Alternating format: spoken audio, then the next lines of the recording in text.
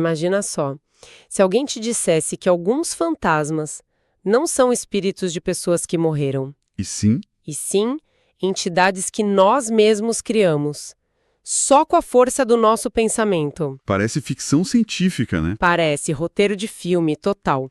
Mas hoje a gente vai investigar um experimento real e assim absolutamente surpreendente dos anos 70, que tentou fazer exatamente isso, fabricar um fantasma do zero. É uma história incrível. E com base nas fontes sobre as experiências, a gente vai fazer uma análise profunda que começa, sabe, numa sala escura em Toronto e termina questionando as estruturas mais básicas do nosso mundo. É uma implicação gigantesca. Será que as nossas próprias instituições, nações, empresas, a própria economia funcionam da mesma forma?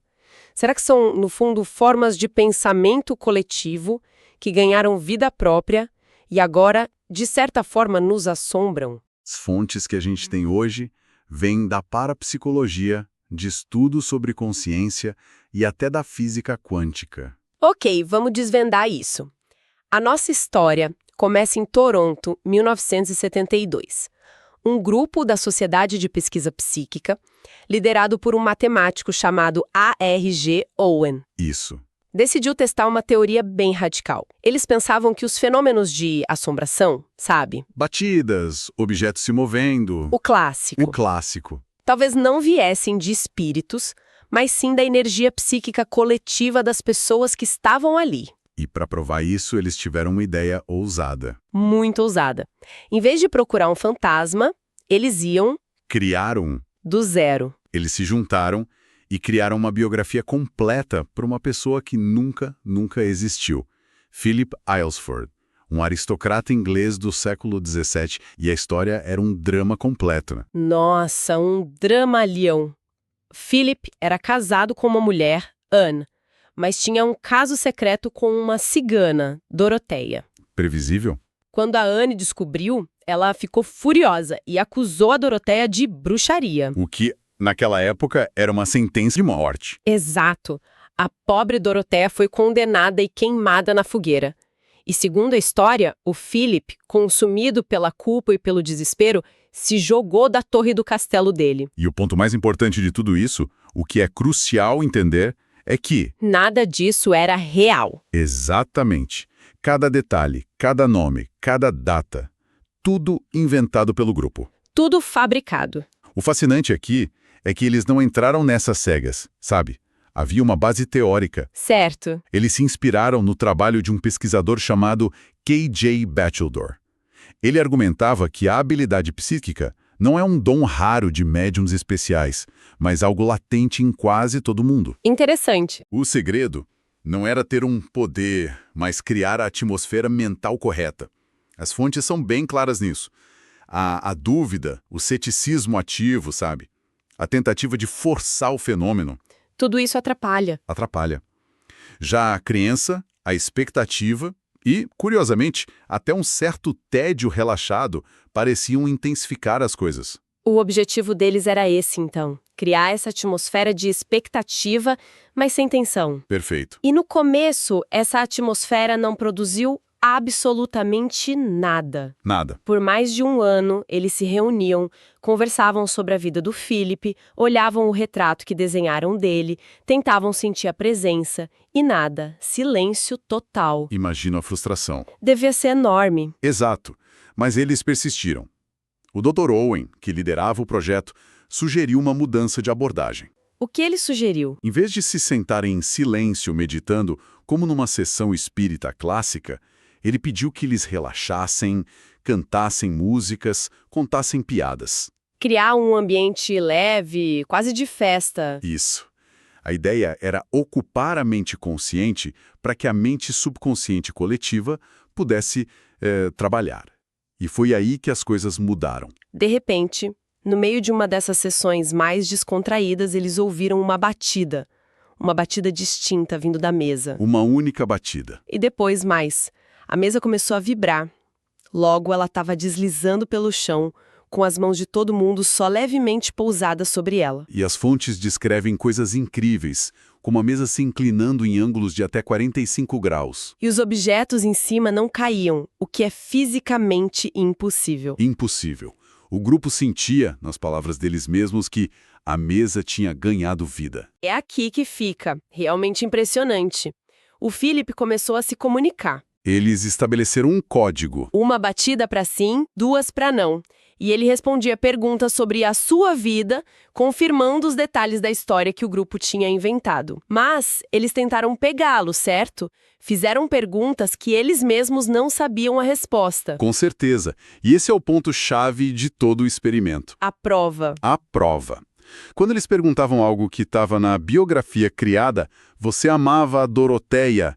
As batidas eram fortes, claras e imediatas. Ok. Mas quando eles faziam uma pergunta para a qual eles mesmos não tinham uma resposta definida, como, sei lá, quem era o rei da Inglaterra na sua juventude? Ao que acontecia. A resposta de Philip era fraca, hesitante, ou simplesmente não vinha. Às vezes, só se ouviam uns arranhões na mesa, como se ele estivesse confuso. Ou seja, ele não tinha conhecimento próprio. Nenhum. Ele só sabia o que o grupo sabia. Ele era um espelho da consciência coletiva deles. Exatamente. Philip não era um espírito. Ele era um construto psíquico, um produto dos pensamentos, emoções e expectativas daquele grupo. Eles criaram uma pequena consciência de bolso. É uma boa definição. E existe um termo antigo para esse tipo de fenômeno, essa forma pensamento coletiva que ganha uma autonomia. Chama-se egrégora. Egrégora? Vamos voltar a esse conceito, porque ele é a chave para tudo. Ok, a história do Philip é bizarra e fascinante. Mas a minha cabeça de cética fica perguntando: como? Isso foi só um truque, talvez um movimento inconsciente do grupo? Ou existe alguma base fora da parapsicologia para a ideia de que a mente pode interagir com o mundo físico assim? Essa é a pergunta fundamental. E para explorá-la, a gente precisa ir assim até os limites da ciência. Física quântica. Física quântica. Lá, o papel do observador é um dos maiores mistérios. A teoria sugere que no nível subatômico, a realidade existe como um mar de probabilidades, uma onda de potencial. Certo. É o ato de observar, de medir, que colapsa essa onda em um evento real e concreto. Espera. Isso é complexo. Tenta simplificar um pouco. Claro. Imagina a realidade, antes de ser observada, como um quarto escuro, cheio de todos os móveis possíveis, em todos os lugares possíveis, tudo ao mesmo tempo. Ok. A sua consciência é como uma lanterna. No momento em que você acende a lanterna e ilumina uma parte do quarto, aquela combinação específica de móveis se torna a realidade concreta que se vivencia. Então, o ato de observar não apenas revela a realidade... Ele participa da criação dela. E olha, não sou eu quem diz isso. Alguns dos fundadores da teoria quântica flertaram com essa ideia.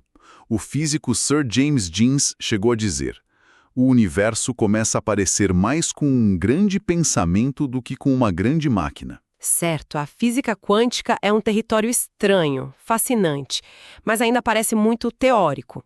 Existe algo mais concreto? Algum experimento moderno que aponte nessa mesma direção? Existe, e nos leva a um projeto de décadas na Universidade de Princeton, o Global Consciousness Project. Projeto de consciência global? Isso. Eles usaram dispositivos chamados geradores de números aleatórios, ou RNGs.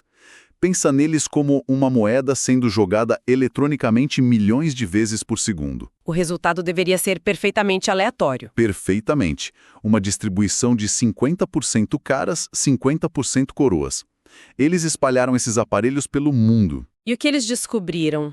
Que, em momentos de intensa atenção global, quando milhões de pessoas estavam pensando e sentindo a mesma coisa... Como que, por exemplo? Como os ataques de 11 de setembro... Ou o veredito do julgamento do O.J. Simpson. Nesses momentos, os geradores aleatórios desviavam-se do acaso. Desviavam? Como assim? As máquinas registravam picos de ordem, padrões que, estatisticamente, não deveriam estar lá. Peraí, você está me dizendo que a emoção coletiva de milhões de pessoas assistindo a um evento na TV pode ter, de alguma forma, influenciado computadores em laboratórios pelo mundo? A conexão parece tênue, eu sei, e é importante dizer que é uma correlação, não uma prova de causalidade. Os cientistas envolvidos são muito cuidadosos com isso. Mas Mas é um padrão que se repete há décadas em dados rigorosos. É mais uma peça no quebra-cabeça, sabe? Um eco moderno e tecnológico do que aquele grupo em Toronto observou. que a consciência focada não está totalmente contida dentro dos nossos crânios. Exato. Ela parece interagir com o mundo físico de maneira sutis. E podemos trazer isso para um nível ainda mais pessoal. As fontes nos lembram que a nossa percepção da realidade já é um ato de criação. Como assim? A física descreve o universo como um caos infinito de movimentos, um turbilhão de vibrações. Nossos sentidos, visão, audição, são órgãos de seleção. Eles filtram esse caos, pegam uma fatia minúscula e constroem para a gente um mundo de cores, sons, objetos sólidos. A gente não recebe a realidade passivamente. A gente constrói ela ativamente, a cada segundo. Certo, então o quebra-cabeça está montado. Um grupo pequeno pode criar uma entidade como o Philip. Sim, A atenção global, talvez, possa influenciar máquinas. E a nossa própria percepção já é um ato de criar realidade. A pergunta que não quer calar é: o que acontece quando a gente aplica esse princípio numa escala gigantesca e duradoura. e duradoura? O que acontece quando bilhões de pessoas focam sua energia mental na mesma ideia, não por uma hora, mas por séculos? É aí que a gente volta àquele conceito, a egrégora. A egrégora? Pensa num formigueiro. Nenhuma formiga individualmente sabe o que é um formigueiro. Ela não tem o plano completo. Ela só segue regras simples. Exato. Mas a soma de todas essas ações individuais cria uma superestrutura complexa que se regula, se defende, como se tivesse uma inteligência própria. Então a egrégora é o formigueiro dos nossos pensamentos? É o formigueiro criado pelas nossas crenças coletivas. E quais seriam os nossos formigueiros? As nossas maiores instituições. Pensa numa nação. Você não pode tocar ou pesar o Brasil. É um conceito. Uma ideia compartilhada. Mas é uma ideia pela qual as pessoas vivem, trabalham, lutam e morrem. Pensa numa corporação. E o mais poderoso de todos, o mercado financeiro. Sim, a gente fala dele como se fosse uma pessoa. O mercado está nervoso hoje. O mercado reagiu com euforia. Nós damos a ele uma personalidade. Totalmente. É a egrégora perfeita. Uma entidade puramente conceitual, sem corpo físico, alimentada continuamente pela energia mental e emocional, principalmente medo e ganância de bilhões de pessoas. E essa entidade adquire vida própria. Vida própria, e a sua diretriz principal, como a de qualquer forma de vida, é a autopreservação e o crescimento. E o que é assustador nisso? O assustador é que essa diretriz pode começar a operar independentemente do bem-estar dos indivíduos que a criaram. É aí que a coisa fica sinistra. Me dá um exemplo concreto. Como uma corporação, como egrégora, pode agir contra os interesses das pessoas? Pensa numa empresa farmacêutica. Lá dentro tem cientistas dedicados que querem curar doenças, funcionários que querem sustentar suas famílias. Pessoas boas, na maioria. Sim, mas a entidade corporativa, a egrégora, tem uma única diretriz que sobrepõe todas as outras: maximizar o lucro. Porque isso garante sua sobrevivência. Certo. E essa diretriz pode levar a decisões que nenhum indivíduo sozinho tomaria, como colocar o preço de um remédio que salva vidas tão alto que as pessoas que precisam dele não podem pagar. A entidade só está seguindo a programação dela para se autoproteger. Mesmo que o custo humano seja imenso. Então, nós criamos esses sistemas, essas ideias, para nos organizar e servir. Mas em algum ponto, elas ganham autonomia e nós nos tornamos servos delas. É isso. É. Nós viramos reféns da nossa própria criação. Essa é a implicação mais provocadora. Não se trata de monstros literais ou de uma conspiração. Trata-se do poder emergente da consciência humana focada. Das nossas crenças. Nossas crenças compartilhadas criam estruturas imensamente poderosas que, por sua vez, passam a governar nossas vidas, a moldar nossas decisões. Nós nos tornamos prisioneiros das assombrações que nós mesmos conjuramos. Essa frase é pesada. Porque significa que não há um eles para culpar, não há um vilão por trás da cortina. Não. O sistema que muitas vezes nos oprime é um reflexo distorcido e amplificado de nós mesmos.